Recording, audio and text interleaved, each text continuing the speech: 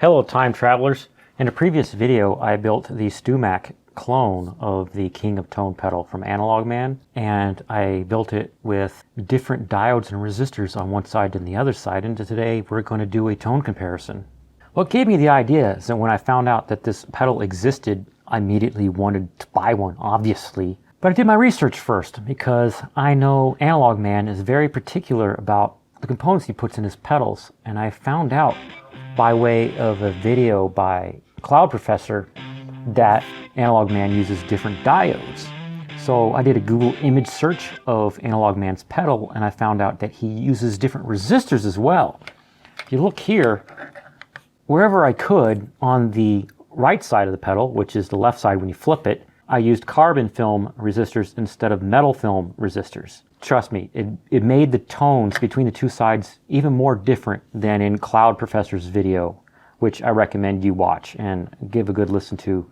And if you're curious and this is all you're here for, or you're going to build your own and you need to know what kind to look for on eBay or wherever, in the StewMac kit you get these two kinds of diodes. 1N914, 4 of them, and 1N4001, 2 of those. But analogman uses 4 of the MA856 and 2 of the 1S1588.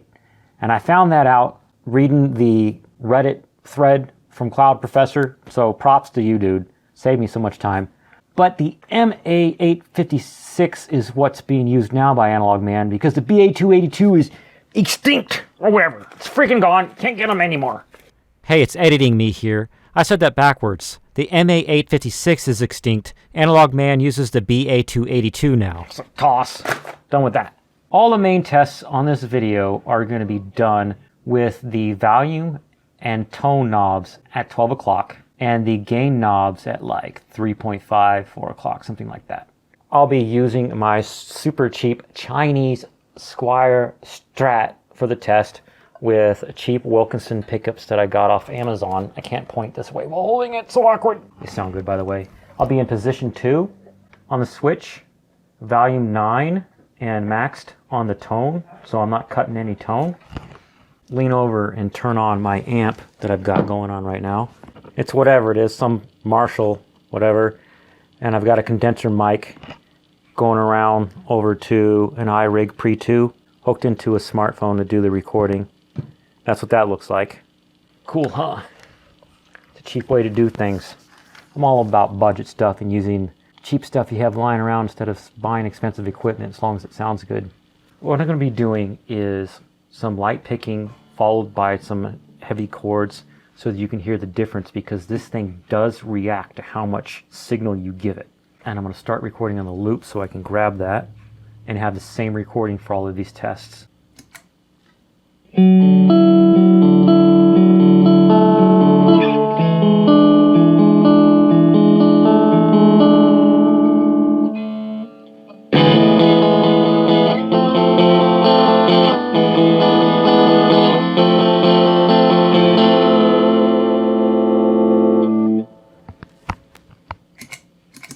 Now, a little explanation about the dip switches. Dip switch 1 is gain for the right side. Dip switch 2 is distortion for the right side. Dip switch 3 is gain for the left side. Dip switch 4 is distortion for the left side. So you flip it up to turn on gain or distortion or whatever for that particular side. When they are all off, the pedal is just boost for that particular side. So the first test we're doing is just gain. I'm going to do the right side, then the left side, and then together.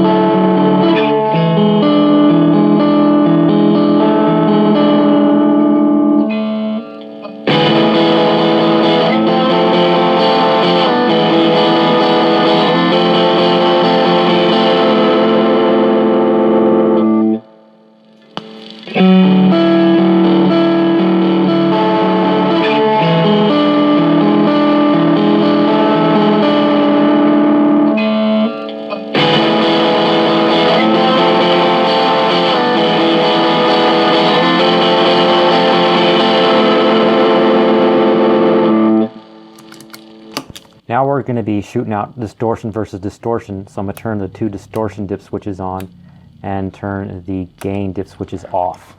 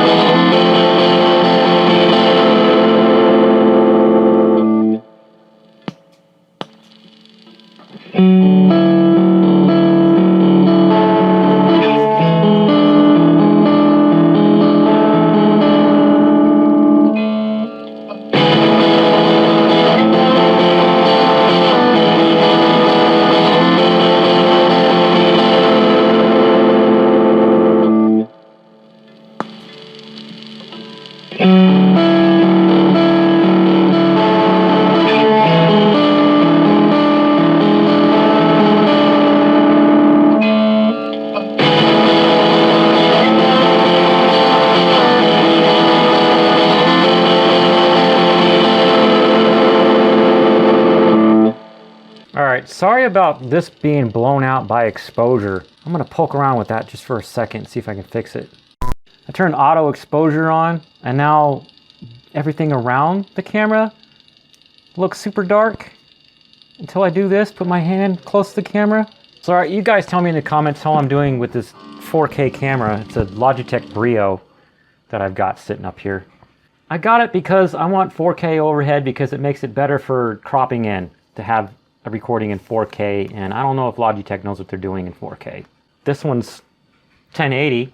The C920S never had problems with that. Anyways, now let's move on to hearing gain and distortion at the same time from each side.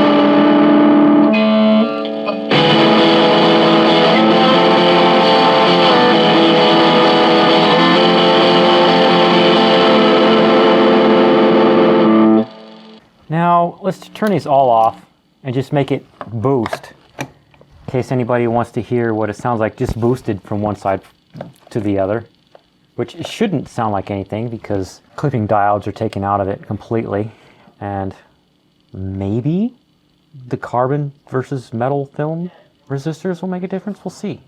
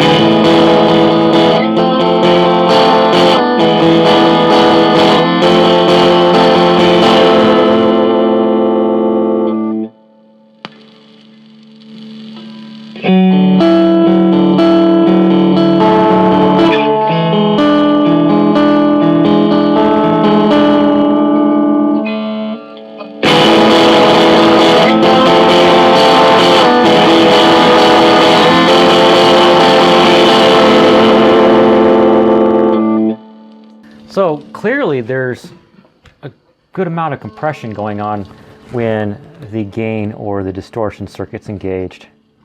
Before I move on to a little bit more testing, there is a video that I did, or I build the whole thing. I go over the details without getting too detailed, like any little hang-ups that I experienced building the circuit. I went over that, and I explained a few things like how to solder certain types of difficult things and stuff like that.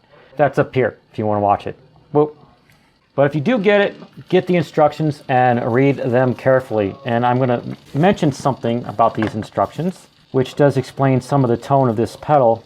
Toss, shove. You're not in this scene, pedal. Instructions are in this scene. I'll use you in a second. Hold on. You can actually grab a hold of a PDF of these instructions from StewMac's website. Just go to their 2 Kings pedal and go on the bottom right and click it. It seems that some people, from reading this is what I've gathered, that some people mod the analogman King of Tone to have higher gain by installing 2 100K resistors instead of using the stock 100K resistors. That's another thing I said wrong. Stock analogman pedal has 1K resistors, and for higher gain, you use 100K. And in my pedal, I used the lower gain option, but I'm thinking that it might be possible for me to mod it with a switch. And I've been looking at this, trying to figure out where to put the switches, maybe right here in between. Have a like 3-way toggle so I can have like high gain, medium gain, low gain. That would be really cool. If you guys got any ideas for that, tell me in the comments. I'd also like to have the distortion dip switch on the outside. Turn that on and off. That would be sweet. I don't typically use the distortion, and I'll show you in the next test why. I'm going to turn on just the overdrives first. And I typically like to use the pedal about this. I add some high end with the vintage side, that's what I call it, and I cut it a little bit on the modern side. Turn my volume down a little bit. There we go. This pedal has like a million tone options if you think about it, because one side can shape the other. So that is something you definitely want to keep in mind when you're trying to set up a particular type of tone. But there's a song. Get my camera pointed at me so you could see my guitar. Hopefully I'm in focus, because I'm going like that, trying to set it. Focus. Hopefully I'm in focus now. Okay. There's a song where you get to the really like emotional part or whatever. I play the low strings all the way down to the high strings, and I'm only holding the high strings, and then halfway through the measure I mute the low strings. And if I'm using this with the distortion on, oh my gosh, where was my brain that day? I forgot to say that the problem is when I'm playing a chord that has open strings, I hear much less clarity if both the distortion and the overdrive are on at the same time. So right now we've got just the gain side turned on.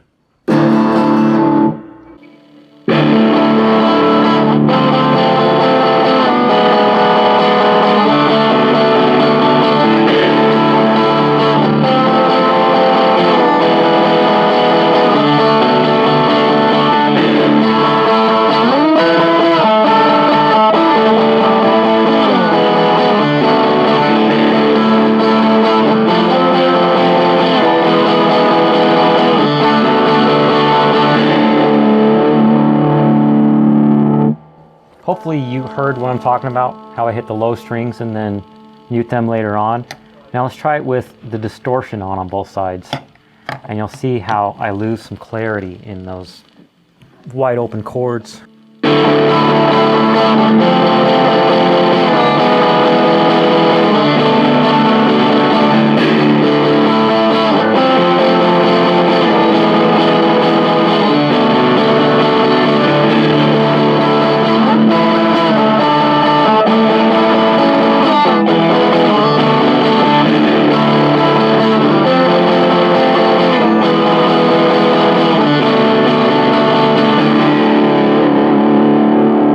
So let's go back to just overdrive so you can hear another thing. Now these are kind of like power chords where I'm just holding 2 strings and I'm doing a phrase. This is from a different song that I'm working on.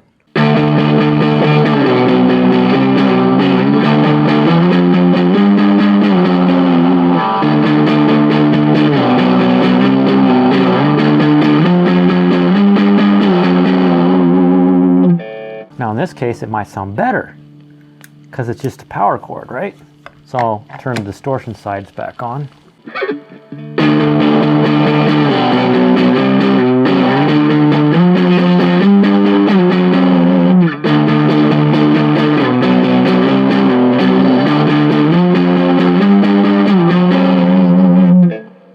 to my ears, it sounds more compressed. So turn up some gain, maybe.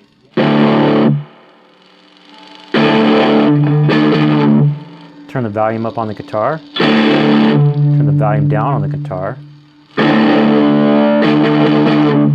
Turn the volume up here on the pedal. Starting to hear a little bit of fuzz. Of course, that might be the amp, which is kind of crap. I need to get it fixed. Hear it crackling a little bit. That's not the pedal.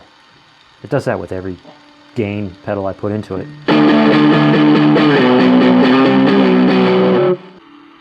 Now, turn those overdrives off.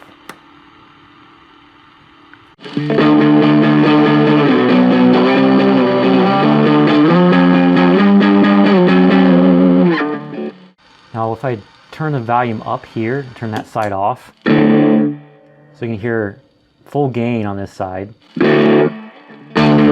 Set these to the same so you can hear the comparison of adding some high end with these knobs.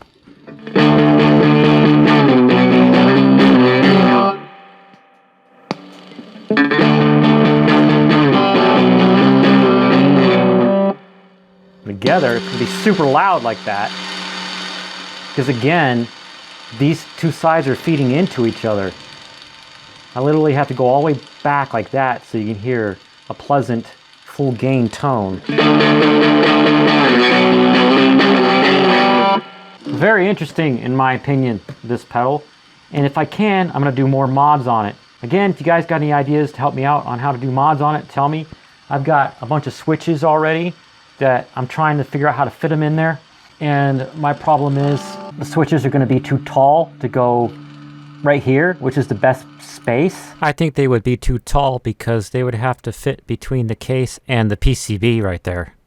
And I don't know. Am I going to modify the switches, drum them down, bend the pins back? Let me know in the comments any ideas you have.